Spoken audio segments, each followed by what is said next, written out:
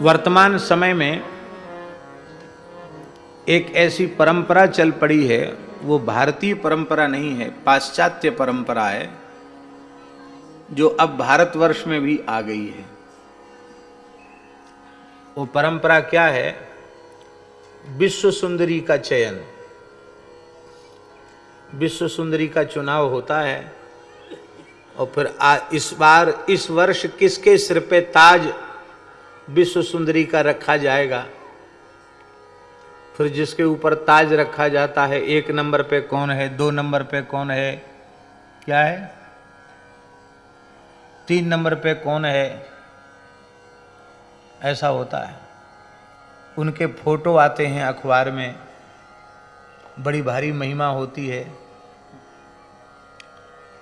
कम से कम वस्त्रों में फोटो खिंचाने वालों की महिमा बढ़ जाती है। दुर्भाग्य है ये भारतवर्ष का।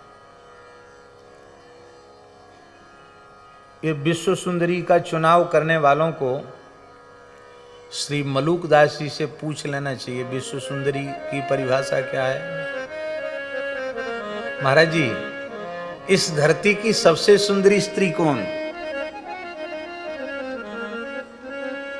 मलूकदास जी कहते हैं, मलूक सो माता सुंदरी,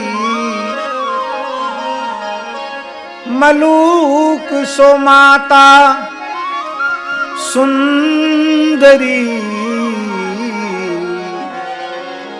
जहां भक्त अवतार। मलूक सो माता सुंदरी, जहां भक्त अवतार।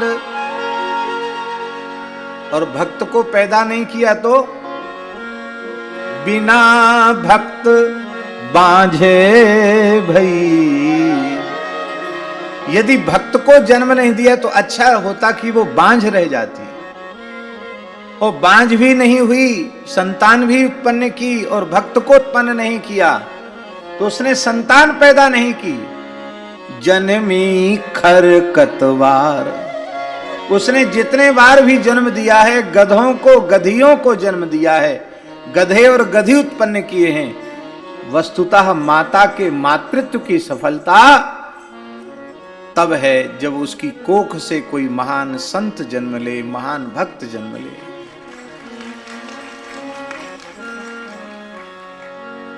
माताएं सोच रही होंगी कि लो साहब, महात्माओं को औरतों को सूझता नहीं, चाहे जिसको गाली देने लग जाते हैं।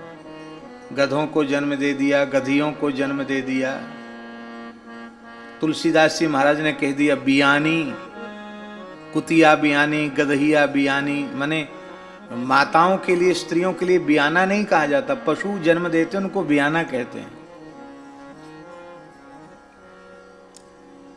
माताएं सोचती होंगी कि हमारे अधिकार की बात कहां है। नहीं, आपके ही अधिकार की बात है। आप सती साध्वी पतिव्रता ध्रुव को जन्म देने वाली माता सुनीति के पद चिन्हों पर आप चलें तो आपकी कोख से जरूर ध्रुव प्रहलाद जैसे भक्त जन्म लेंगे। हमारी संतति भक्त होवे, इसके लिए गर्भ के काल से ही माताओं को सावधानी रखनी चाहिए, खूब नाम जप करना चाहिए। श्रीमद् भगवद गीता, श्रीमद् रामायण, श्री भक्तमाल, श्री विनय पत्रिका, संतों के चरित्र, संतों की वाणियां, इनका पाठ करना चाहिए। संत वचनामृत का श्रवण करना चाहिए। वेद लक्षणा भारती देसी गाय के गव्य पदार्थ का नित्य आहार का नित्य पंचगव्य, नित्य पंचामृत लेना चाहिए। नित्य भगवत चरणामृत, पंचामृत, चरणामृत लेना चाहिए। प्रत्येक पूर्णिमा को सत्यनारायण भगवान का पूजन करना चाहिए। प्रतिदिन विधिवत तुलसी का पूजन करना चाहिए। सायंकाल को तुलसी के निकट दीपदान करना चाहिए। नित्य अपने हाथ से गोग्रास देना चाहिए। और यदि सामर्थ्य होवे तो नित्य किसी एक ब्राह्मण को, वैष्णव को, साधु को जिमाना चाहिए और दक्षिणा, वस्त्र आदि से उसको सम्मानित करना चाहिए। इस तरह से करना चाहिए। दिन में सोना नहीं चाहिए, दुष्ट दुराचारी व्यक्तियों से बात तक नहीं करनी चाहिए, अश्लील दृश्यों को न देखें, न अश्लील गीतों को सुने, न अश्लील साहित्य को पढ़ें। इस प्रकार की सावधानी से रहें। देखो, आपकी मातृत्व की सफलता ही नहीं, आपकी सैकड़ों पीढ़ियां तर जाएंगी। केवल माता पिता को पवित्र नहीं किया नरसिंह जी ने, जगत विदित नरसिंह भगत, जिन गुर्जर धर पावन करी। सारी गुजरात की धरती को पवित्र कर दिया।